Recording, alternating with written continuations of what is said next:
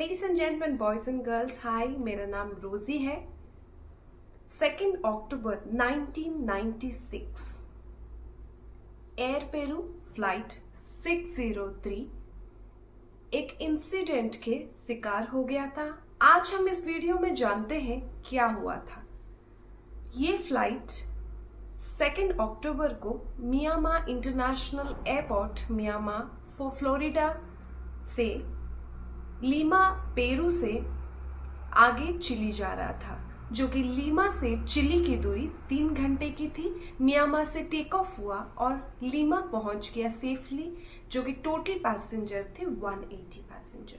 180 passenger में से 119 passenger जो कि लीमा में ही उतरने वाले थे, वो सारे पैसेंजर लीमा में उतर गए। बाकी के 61 पैसेंजर और 9 फ्लाइट क्रू और कैबिन क्रू, इन लोगों को एयरक्राफ्ट चेंज करने के लिए बोला गया। एयरक्राफ्ट चेंज करके ये लीमा से चिली जाने वाले थे। एयरक्राफ्ट चेंज बोइंग 757, रजिस्ट्रेशन उसका था N52AW। ये जो न्यू एयरक्राफ्ट था, जो ये लोग मियामा से लीमा आए थे, लीमा से चिली के लिए दूसरा एयरक्राफ्ट चेंज करना पड़ा। दूसरा एयरक्राफ्ट चेंज करने के बाद सब एक्टिविटी हो गया और रेडी हो गए टेक ऑफ के लिए। कैप्टन थे एरिक, जिनका एज था 58 और उनके पास 22,000 आवर्स फ्लाइंग टाइम था। और जो फर्स्ट ऑफिसर थे, उनका नाम था डेविड, उनके पास 8,000 फ्लाइट आवर्स था, जो कि एवरी डे वी फ्लाई, जितने सारे आवर्स बनते हैं सेक्टर वाइज वो रिकॉर्ड होता है। उस हिसाब से इन लोगों के पास इतना सारा आवर्स था और बहुत एक्सपीरियंस कैप्टन थे। एयरक्राफ्ट जैसे टेक ऑफ हुआ, टेक ऑफ होते ही फ्लाइट इंस्ट्रूमेंट में बहुत सारे इश्यूज होने लगे। Altitude, then over speed, upper lower, ऐसे बहुत सारे वर्टिकल स्पीड, बहुत सारे प्रॉब्लम होने लगे। जैसे ये प्रॉब्लम्स देख के इमीडिएटली इमरजेंसी लैंडिंग के लिए रिक्वेस्ट करने लगे। इमरजेंसी लैंडिंग के लिए रिक्वेस्ट करने के बाद कैप्टन, जो पायलट्स थे, वो सोचे चलो हम एयर ट्रैफिक कंट्रोलर से एक बार हमारा ऑल्टीट्यूड चेक कर लेते हैं कि हमारा ऑल्टीट्यूड क्या है।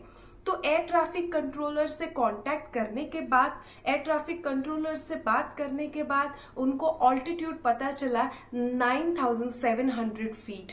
बट कैप्टन या फर्स्ट ऑफिसर या फिर एयर ट्रैफिक कंट्रोलर ये रियलाइज नहीं करे जो एयरक्राफ्ट का ऑल्टीट्यूड स्पीड जो दिखा रहा है वो same thing air traffic control के पास भी इंफॉर्मेशन सेम टू सेम ही रहेगा, जो कि इनकरेक्ट इंफॉर्मेशन था।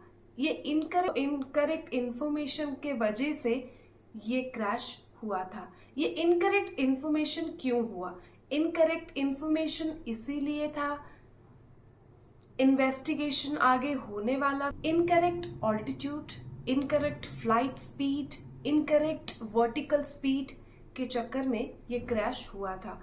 इमीडिएटली जैसे पता चला उनके फ्लाइट इंस्ट्रूमेंट में कुछ ना कुछ प्रॉब्लम है, कैप्टन ने और फर्स्ट ऑफिसर ने डिसाइड करा इमीडिएटली डिसेंट करके, अप्रोच करके एयरपोर्ट में लैंड कर जाएंगे।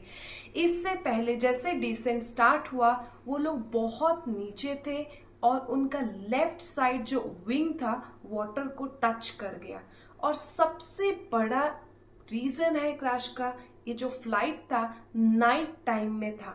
नाइट टाइम में they can not even see, visually भी वो नहीं देख सकते। अगर डे टाइम होता शायद ये क्रैश या ये इंसिडेंट होने से बच सकता था, क्योंकि डे टाइम में आप बाहर देख के, इतने एक्सपीरियंस है, इतने सारे आवर्स फ्लाइंग करें, डेफिनेटली बाहर देख के वो ऑल्टीट्यूड डेफिनेटली डिसाइड कर सकते थे कि हम कौन से ऑल्टीट्यूड में, नॉट एग्जैक्टली, एटलीस्ट कुछ तो सोच सकते कि हम वाटर के साइड जा रहे हैं या लैंड साइड जा रहे हैं, वो डिसाइड कर सकते थे कैसे लैंडिंग करें, क्या करें।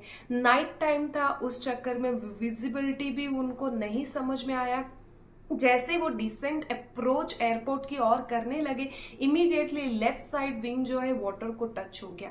जैसे वाटर को टच हुआ, इमीडिएटली कैप्टन ने एयरबोर्न करने की कोशिश करा और एयरक्राफ्ट एयरबोर्न भी हुआ। आफ्टर 22 सेकेंड्स के बाद एयरक्राफ्ट रोल होके वाटर में स्मैश्ड हो गया।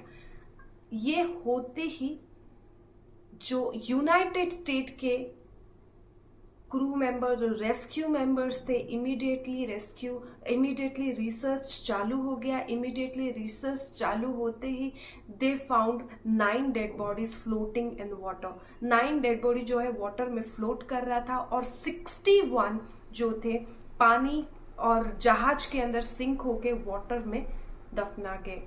इन्वेस्टिगेशन स्टार्ट हुआ। नेवी, यूनाइटेड स्टेट के नेवी वाटर के अंदर गए।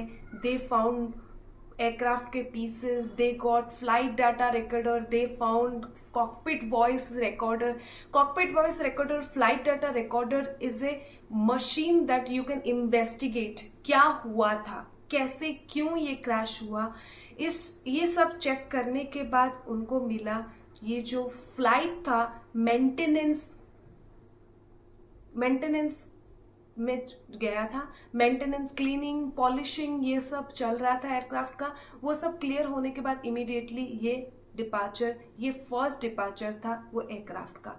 इससे पता चला मेंटेनेंस वाले जो थे, मेंटेनेंस डिपार्टमेंट जो थे, एडिसिव जो टेप होता है, वो टेप जो है पिटोस्टैटिक पोर्ट में चिपकाया गया था और उसको रिमूव करना भूल गए।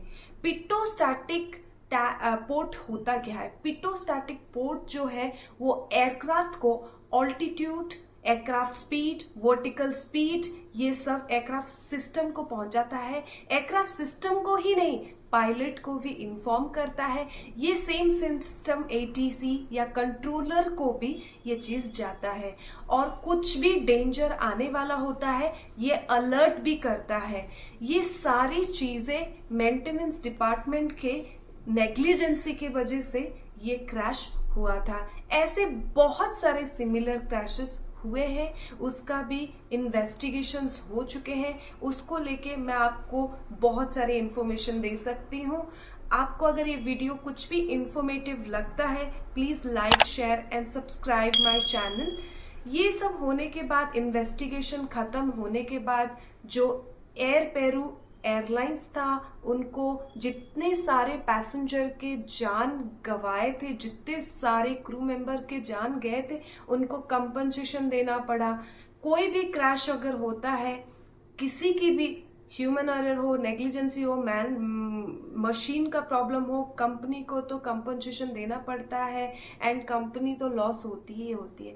इसलिए aviation is so sensitive industry, you have to be very alert. आपको बहुत अच्छे से काम करना पड़ता है, you can not be negligent. ये है सबसे बड़ी चीज। और कैप्टन लोगों के ऊपर भी ये चीज जाता है जो कि सिचुएशन अवेयरनेस वो प्रॉपरली गाइड नहीं कर पाए। अगर शायद बहुत जल्दी गाइड कर सकते थे तो बहुत इजीली वो लोग लैंड करवा सकते थे। कुछ भी डिसीजन लेने में बहुत टाइम ले लिए। ये सब था। एयर पेरू एयरलाइंस जो थी बैंकरप्ट डिक्लेयर कर दी। मार्च 1999 को ये एयरलाइंस बंद हो गई थी। ये है कैसे एक मेंटेनेंस डिपार्टमेंट को लेके जो कोई भी ये गलती करा है उसको पनिशमेंट डेफिनेटली मिला होगा। पनिशमेंट से क्या होगा? इतने सारे लोगों की जान चली गई, इतने सारे लोगों को जान गंवाना पड़ा। It is a very good lesson that कि we have to be very careful जो भी हम करते हैं एविएशन में। Thank you so much for watching my video. I will come back with many new videos. Bye bye. Take care. See you in the next video.